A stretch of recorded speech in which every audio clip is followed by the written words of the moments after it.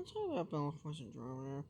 Now, for those who are unfamiliar, it was a projected 2003 animated science fiction action horror TV pilot that was made by a sci-fi channel now there's contradictions about internet info about this.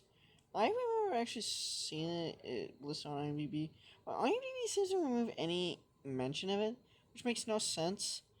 Which doesn't make any sense because IMDb seems to remove any mention of it. Now, apparently, the voice cast of it had David Warner, Jennifer, I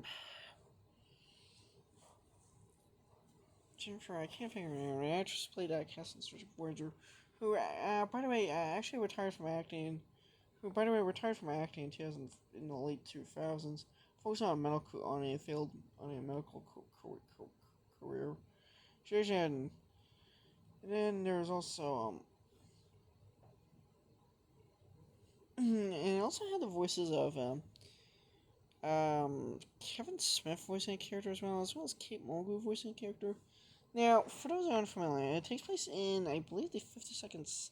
Basically, it applies in the environment in the 52nd century, in the 53rd or 54th century. Basically, the Andromeda Galaxy is ruled by Lord Xanthar. However, Lord Xanthar is a deranged, sadistic tyrant who not only captures all of anyone who opposes his rule, but puts them through brutal, gruesome, horrific torture.